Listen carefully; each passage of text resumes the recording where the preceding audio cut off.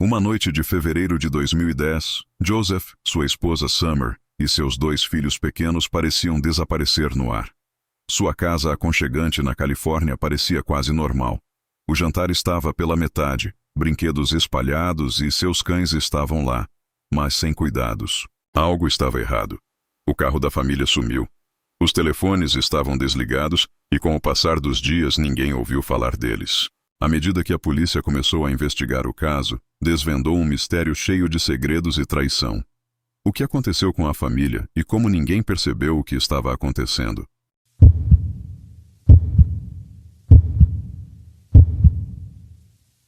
Joseph e seu filho, Joseph Jr., eram uma família alegre que vivia em uma linda casa nova em Fallbrook, Califórnia. Joseph, o provedor da família, realizava um negócio de decoração bem-sucedido. O 4 de fevereiro de 2010 começou como um dia normal para a família.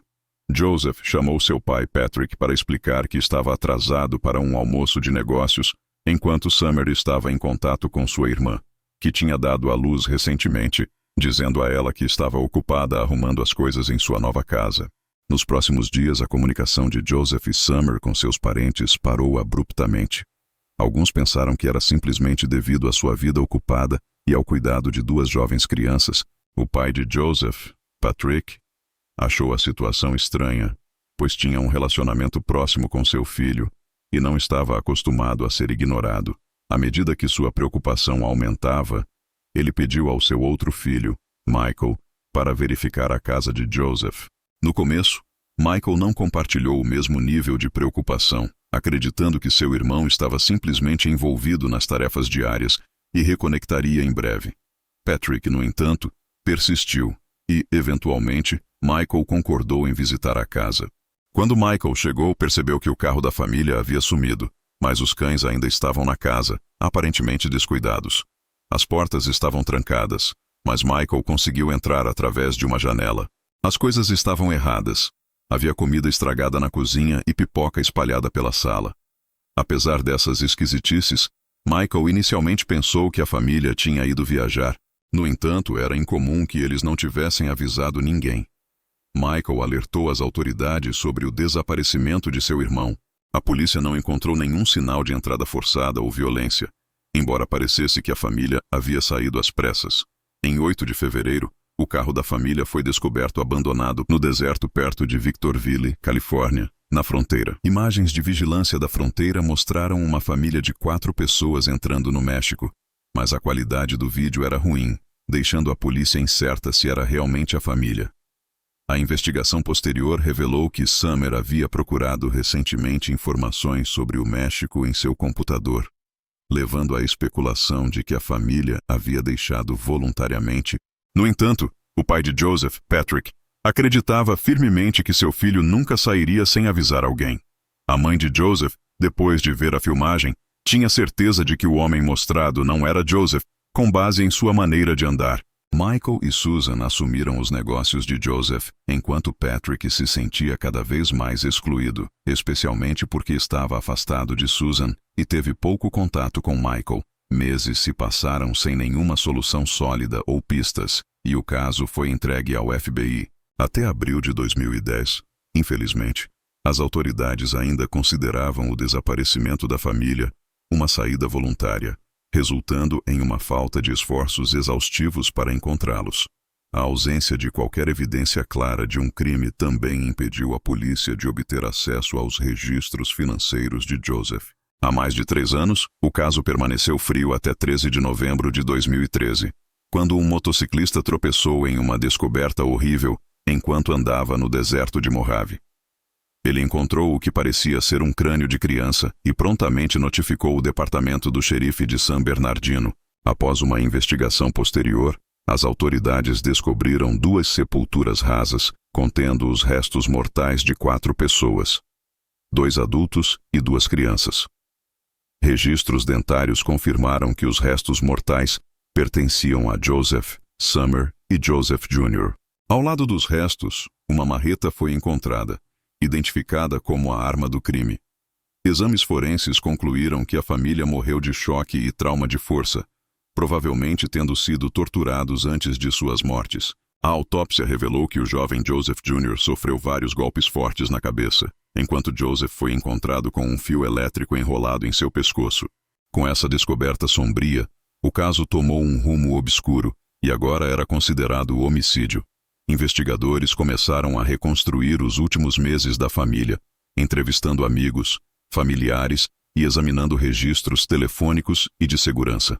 Um avanço fundamental ocorreu quando a filmagem de segurança de um vizinho revelou que a última pessoa a se encontrar com Joseph no dia 4 de fevereiro foi seu parceiro de negócios, Charles Chase Merritt. Antes da descoberta dos corpos, Chase foi entrevistado pelas autoridades, durante as quais ele alegou que falou com Joseph ao telefone em pelo menos 2 ocasiões no dia do desaparecimento. Chase também havia dito à mídia que Joseph era seu melhor amigo e, em uma entrevista, mencionou ser a última pessoa a ver Joseph. Uma declaração que levantou suspeitas entre os detetives. O comportamento de Chase após o desaparecimento foi preocupante. Em uma entrevista inicial, ele se referiu a Joseph no passado, dizendo que ele era seu melhor amigo. Quando questionado sobre isso depois que os corpos foram encontrados, Chase alegou que não tinha percebido que estava falando daquela forma. Ele também disse à polícia que no dia 4 de fevereiro, ele e Joseph tiveram uma reunião de negócios durante o almoço para discutir questões financeiras. Durante essa reunião, Chase disse que Joseph lhe deu cópias físicas de cheques para contas em andamento. Uma investigação mais aprofundada sobre esses cheques revelou discrepâncias nos registros digitais, indicando que, enquanto os cheques estavam datados de 4 de fevereiro, na verdade, haviam sido escritos vários dias depois do desaparecimento da família, o que levou os investigadores a suspeitar que Chase havia falsificado os cheques para fazer parecer que foram emitidos antes do desaparecimento. Além disso, os detetives descobriram que Chase tinha um vício em jogos de azar e estava roubando dinheiro das contas comerciais de Joseph há meses. Especulou-se que Joseph havia descoberto isso, levando a tensão entre os dois e possivelmente fornecendo a Chase um motivo para o crime.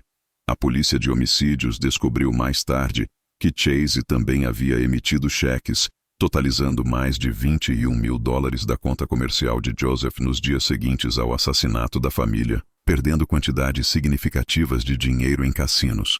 Funcionários de atendimento ao cliente de um banco também revelaram aos investigadores que alguém que alegava ser Joseph havia ligado para solicitar o fechamento completo de sua conta e de todas as informações relacionadas. No entanto, o autor da chamada não conseguiu fornecer a senha correta, de modo que a solicitação não pôde ser processada. Quando as autoridades rastrearam a chamada, descobriram que não veio do telefone de Joseph, mas de Charles. Investigações posteriores de Merritt revelaram que, em 1º de fevereiro, Joseph havia enviado um e-mail alegando que Chase lhe devia quase $43 mil, adicionando que os dados de celular colocaram Merritt no deserto de Mojave 2 dias após o desaparecimento da família. As autoridades acreditavam que Merritt conhecia bem a área, tendo crescido nas proximidades. Durante a investigação, também foi obtido um perfil de DNA da família Joseph, e o DNA encontrado na coluna de direção e câmbio de marchas era compatível com Charles Merritt. Com as evidências crescentes contra Merritt, os detetives concluíram que ele havia assassinado a família. A teoria proposta pelos investigadores era que Merritt matou a família com uma marreta, transportou seus corpos para o deserto de Mojave e os enterrou em covas rasas. Ele então dirigiu o carro da família até a fronteira perto do México, abandonando-o ali para induzir os investigadores a acreditar que a família havia fugido para o México. Também acredita-se que Merritt foi quem conduziu as pesquisas sobre o México no computador de Summer. Em 5 de novembro de 2014, Charles Merritt foi acusado de 4 acusações de assassinato em 1º grau, embora ele negasse veementemente as acusações. O julgamento enfrentou vários atrasos enquanto Merritt demitiu vários de seus advogados e até tentou se representar em um determinado ponto. Ao longo de 2 anos, ele passou por 5 advogados diferentes. O julgamento finalmente começou em 7 de janeiro de 2019. Os promotores entraram no julgamento confiantes na apresentação de um caso substancial, com evidências ligando Merritt aos assassinatos e um motivo claro. Argumentaram que Joseph confrontou Merritt sobre o dinheiro que ele estava roubando do negócio, ameaçando denunciá-lo às autoridades. Merritt, que tinha antecedentes criminais envolvendo furto e fraude, entrou em pânico, temendo uma longa sentença de prisão. Como resultado, o promotor sugeriu que ele decidiu matar Joseph e toda a sua família para silenciá-los. Acredita-se que Merritt primeiro matou Joseph e, em seguida, atraiu Summer e Joseph Jr. para o que se tornaria uma armadilha mortal. Ele poderia ter usado suas habilidades em negociação de dívidas para entrar na casa da família sob o pretexto de resolver um problema. O advogado de defesa argumentou que Merritt era inocente, alegando que a polícia estava muito apressada em encontrar um suspeito e que não havia evidência concreta de que Merritt havia cometido o crime. Ele apontou que as evidências eram circunstanciais e questionou as conclusões dos investigadores. Durante o julgamento, uma série de testemunhas foram convocadas, incluindo amigos e familiares da família, e especialistas forenses testemunharam sobre o estado dos restos mortais encontrados. Além disso, a defesa apresentou um caso sobre a possibilidade de um crime envolvendo uma gangue que poderia ter vitimado a família. Em 29 de março de 2019, o júri levou apenas 6 horas para deliberar, resultando na condenação de Charles Merritt por todos os 4 homicídios. Ele foi condenado à prisão perpétua sem possibilidade de liberdade condicional. A família finalmente teve um pouco de justiça após quase uma década de incerteza e dor. A história trágica é um lembrete sombrio de como traições podem ter consequências mortais. O caso da família McStay traz uma série de lições importantes sobre como devemos encarar a complexidade da vida humana e suas interações, especialmente em situações de desaparecimento e tragédias inesperadas. A primeira coisa que podemos aprender é a importância da comunicação e das relações interpessoais sólidas. Muitas vezes, situações complicadas se desenrolam por falta de comunicação adequada entre familiares e amigos. Ter uma rede de apoio e manter contato próximo com aqueles que amamos pode ser essencial para evitar mal-entendidos, suspeitas infundadas e até mesmo para oferecer apoio em momentos de dificuldade. Outro ponto importante que podemos extrair desse caso é a necessidade de mantermos uma postura crítica e investigativa ao lidarmos com informações. Durante o processo de busca pela família McStay, houveram muitas teorias e especulações sobre o que teria acontecido com eles, o que acabou levando a investigações desviadas e perda de tempo. A lição aqui é que devemos ser cautelosos com informações não verificadas, especialmente em um mundo onde os boatos se espalham rapidamente pela internet e pelas redes sociais. A busca por uma verdade factual, baseada em evidências concretas, é sempre essencial, especialmente quando a vida de pessoas está em jogo. A tragédia envolvendo a família McStay também nos ensina sobre a importância de recursos adequados nas investigações criminais. Desde o início, a polícia cometeu alguns erros de avaliação que atrasaram o desfecho do caso. Isso mostra como é crucial que as autoridades tenham treinamento adequado, recursos tecnológicos e tempo para se dedicar a investigações desse tipo. Erros nos primeiros estágios de uma investigação podem resultar em atrasos críticos, que podem prejudicar a resolução do caso e aumentar o sofrimento das famílias envolvidas. É necessário que os órgãos de investigação se modernizem e se adaptem para serem mais eficientes e precisos. Outro aprendizado valioso é sobre o impacto que o desaparecimento de uma pessoa pode ter na comunidade. O desaparecimento de uma família inteira trouxe angústia não só para os parentes próximos, mas para toda a comunidade em torno deles. Essa situação nos faz refletir sobre a importância de cultivar laços comunitários fortes e como, em momentos de tragédia, o apoio coletivo pode ser fundamental. Quando uma comunidade se une para procurar por respostas e oferecer suporte, ela cria uma rede de ajuda que pode ser determinante para trazer conforto e esperança, além de aumentar as chances de encontrar a verdade. Além disso, o caso da família McStay nos mostra como é importante não julgar as situações precipitadamente.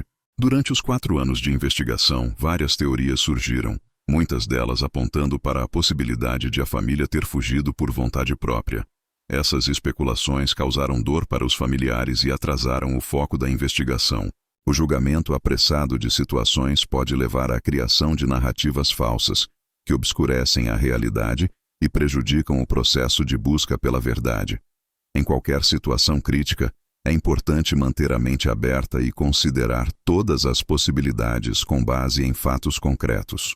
A tecnologia também desempenha um papel crucial na resolução de crimes modernos. O avanço nas ferramentas de investigação, como o uso de câmeras de vigilância, rastreamento de telefones celulares e análise forense, foram determinantes para resolver o caso da família McStay. Isso nos lembra da importância de valorizar e investir em tecnologias que ajudem a solucionar mistérios e trazer justiça. Para o público em geral, também é um lembrete de que vivemos em uma era em que nossos passos podem ser rastreados, o que pode ser um fator tanto de proteção quanto de vulnerabilidade, dependendo da situação. A questão da segurança pessoal e familiar também é uma grande lição desse caso. Muitas vezes, subestimamos os perigos que podem nos cercar e confiamos demais em circunstâncias que parecem seguras. A tragédia dos McStay nos alerta para a importância de estar sempre atento a possíveis ameaças, mesmo que não pareçam evidentes à primeira vista. Isso não significa viver com medo constante, mas sim desenvolver uma consciência maior sobre segurança, especialmente dentro de nossos próprios lares e em nossas rotinas diárias. Também aprendemos com esse caso sobre a resiliência e a força que as pessoas podem encontrar em meio à dor. Apesar de toda a tragédia e sofrimento que os familiares da família McStay enfrentaram, muitos encontraram maneiras de lidar com o luto e seguir em frente, buscando justiça e mantendo viva a memória de seus entes queridos. Isso mostra como a natureza humana é resiliente e como, mesmo em momentos de extremo sofrimento, é possível encontrar maneiras de seguir adiante, de buscar conforto em memórias e de trabalhar em prol de um desfecho justo. Finalmente, o caso da família McStay nos ensina sobre a importância da justiça e da busca pela verdade. Embora tenha demorado vários anos para que o responsável pelos assassinatos fosse identificado e levado à justiça, a persistência daqueles que investigaram o caso acabou resultando em uma solução. Isso nos lembra que, por mais complexa que uma situação possa ser, e por mais que o tempo passe, a verdade pode, em muitos casos, ser descoberta com esforço e dedicação. É um lembrete de que devemos continuar lutando pela verdade, mesmo quando as circunstâncias parecem desafiadoras e o caminho parece longo. Em resumo, o caso da família McStay nos deixa várias lições valiosas sobre a importância da comunicação, da investigação adequada, da resiliência humana, da tecnologia e da busca incansável pela verdade. Essas lições não apenas nos ajudam a entender melhor situações trágicas, mas também a refletir sobre como podemos aplicar esses aprendizados em nossas próprias vidas, fortalecendo nossas relações, aumentando nossa segurança e nos comprometendo com a verdade. Aprendemos, portanto, a importância de oferecer empatia e apoio às famílias que passam por essas situações, reconhecendo o peso do silêncio e da falta de resolução em suas vidas. Além disso, o caso nos ensina sobre a importância de criar sistemas de apoio tanto em nível pessoal quanto institucional. As famílias que enfrentam tragédias como essa precisam de assistência emocional, psicológica e até financeira. Organizações que oferecem suporte a famílias de pessoas desaparecidas ou vítimas de crimes podem ser um recurso vital nesses momentos. O envolvimento de profissionais como terapeutas, advogados e investigadores especializados pode fazer a diferença na forma como essas situações são conduzidas. Isso reforça a necessidade de fortalecer redes de apoio e instituições dedicadas a ajudar famílias em circunstâncias de desaparecimento e tragédia. Por fim, o caso da família McStay nos faz refletir sobre o papel que todos nós, como sociedade, desempenhamos na busca por justiça e na prevenção de tragédias. A vigilância comunitária, o cuidado com os outros e a disposição para agir diante de situações suspeitas são fundamentais para evitar crimes ou, ao menos, para agir rapidamente quando algo está errado. Estarmos atentos ao que ocorre ao nosso redor e dispostos a colaborar com as autoridades quando necessário pode ajudar a prevenir situações trágicas e garantir que as respostas cheguem mais rapidamente. Isso nos lembra da importância da responsabilidade coletiva e do impacto que cada pessoa pode ter na vida de outras. Em conclusão, o caso McStay não apenas ilumina os desafios das investigações criminais e o impacto emocional que tragédias desse tipo causam, mas também serve como um poderoso lembrete de como precisamos nos unir em momentos de dificuldade, valorizar nossas conexões e manter uma busca constante por justiça e verdade. Se você chegou até aqui, considere se inscrever em nosso canal e aperte entre esses 2 casos que estão aparecendo agora na sua tela. Tenha um excelente dia.